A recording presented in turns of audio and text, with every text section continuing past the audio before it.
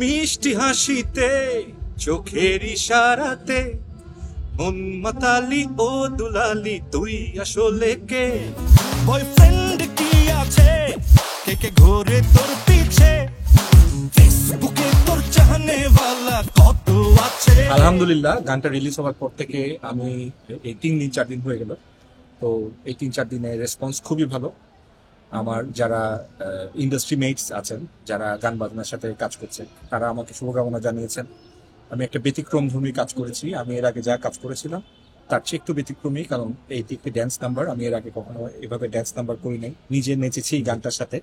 তো যারা ইয়াং জেনারেশনে যারা আছেন, তারা এই গানটা দেখে তারা নিজেও এখন এই ড্যান্স স্টেপটা করছে টিকটকে, ফেসবুকে, সব জায়গায়।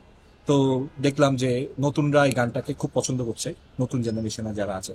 তো আমি চিন্তা করছি নতুন জেনারেশনে যারা অডিয়েন্স আছে এবং আমার ফ্যান্স আছে, তাদের জন্য আমি এরকম আরো গান উপহার দেব। ইডেন বে কক্সবাজার সমুদ্র সৈকতের উপর নিজেদের একটি ঠিকানা।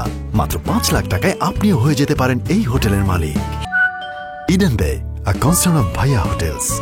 আমি যখন কিছু মেলোডিয়াস, রোমান্টিক এই ঘরানার গান করছিলাম এবং খুব মানে লিরিক্যালি অনেক ডেপথের গান কিছু কাজ করেছি, তখন দেখলাম আমার যারা অডিয়েন্স আছে তারা তাদের মধ্যে যারা গান বোদ্ধা, যারা গান নিয়ে চিন্তা করে, তাদেরকে দেখলাম তারা গানটা পছন্দ করছে। বাট ম্যাস অডিয়েন্স যারা আছে, কমার্শিয়াল মিউজিক যারা পছন্দ করে, তারা এটার সাথে কানেক্ট হতে পারছে না।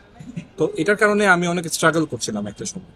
তখন আমার এক বন্ধু, সে খুব ভালো মিউজিশিয়ান, ওর নাম হচ্ছে ইমতিয়াজ মজুমদার বিবেক। তো সে ভালো লেখে, ভালো সুর করে। তো তার সাথে একদিন আড্ডা দিচ্ছি। সে বললো যে তুই তো অনেক দেখতে শুনতে খুব ভালো, তুই নাচতে পারবি, তুই এমন ভালো এই ধরনের মজার কিছু কাজ করতে পারবি, দেখতেও তোর ভয়েসের সাথেও যাবে। তা আমার কাছে একটা গান আছে, যে গানটা মানে কথাগুলো খুব মজার এবং সুরটাও আমি করেছি, সুরটা অনেক সুন্দর। তো সেই গানটা আমাকে শোনালো। শোনানোর পর আমার কাছে খুব ভালো লাগলো যে না, এটা তো একটু মজার একটা গান, খুব সুন্দর একটা গান, এটা দিয়ে ড্যান্স স্টেপস করা যাবে, আর সুন্দর কিছু করা যাবে। তো আমরা দুজন মিলে গানটা গিটার দিয়ে বাজালাম। বাজানোর পর দেখলাম ভালো লাগতেছে, তাই আমি বললাম ঠিক আছে, এই গানটা আমি করবো। তারপরে সেই গানটা আমার জন্য রেডি করলো, এক্সক্লুসিভলি আমার জন্য রেডি করলো। এরপর যখন আমরা স্টুডিওতে গেলাম, স্টুডিওতে দেখলাম সে যখন আমার ভয়েসটা নিচ্ছে, সে খুব খুশি হয়ে যাচ্ছে, কারণ আমি যে এক্সপ্রেশন গুলো দিচ্ছিলাম এই গানে, এক্সপ্রেশন গুলো সে যেভাবে চাচ্ছিল ওইভাবে দিতে পারছে। আর আমি গানটার মধ্যে ঢুকে গিয়েছিলাম যে কিভাবে গানটা করা যায়। এই গানটা একটু হাই পিচের গান, একটু অনেক উপরের পিচের গান। সো এটা আবার সাধারণ মানুষের করতেও খুব কষ্ট হবে, একটু শুনতে অনেক সহজ, কিন্তু গানটা কিন্তু করতে অনেক কঠিন। তো পরবর্তীতে আমি গানটা শেষ করলাম এবং আল্লাহর রহমতে গানটা সুন্দর মতো করলো। এটা হয়েছে কিন্তু অনেক আগে, আরো 2-3 বছর আগে অডিওটা হয়েছে।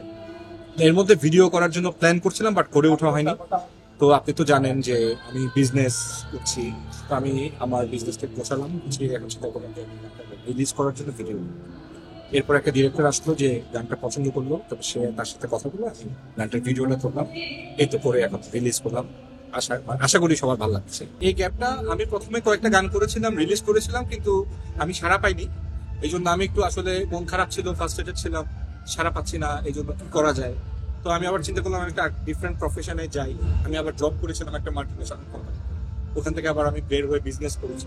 তো আমি চিন্তা করেছি আমি আগে সেটেলড হই আমার লাইফে। আগে আমি চিন্তা করি যে আমি কিভাবে আমার পরিবারকে সাপোর্ট দিতে পারবো, আমার সমাজে আমার একটা স্থান হবে এবং আমি একটা স্টেবল পজিশনে আসতে পারবো, যেখান থেকে আমার কোনো কারণে যদি আমি গান বাজনা করে আমি স্টেবল হতে না পারি, আমি যেন ফার্স্ট্রেটেড না হয়েছি। সেই জন্য আমি আগে ওটা করেছি, ঠিক করেছি।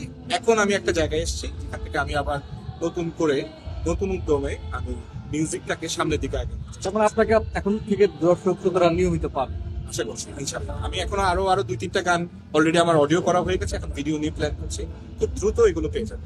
মিষ্টি হাসিতে চোখের ইশারাতে মন মাতালি ও দুলালি তুই আসলে কে? বয়ফ্রেন্ড কি আছে? কে কে ঘুরে তোর পিছে? ফেসবুকে তোর চাহনে ওয়ালা কত আছে রে? আরে একটা চান্স তো দে প্রমাণ করতে নিচে রে। কেউ বাসবে না ভালো তোরে আমার মতো করে।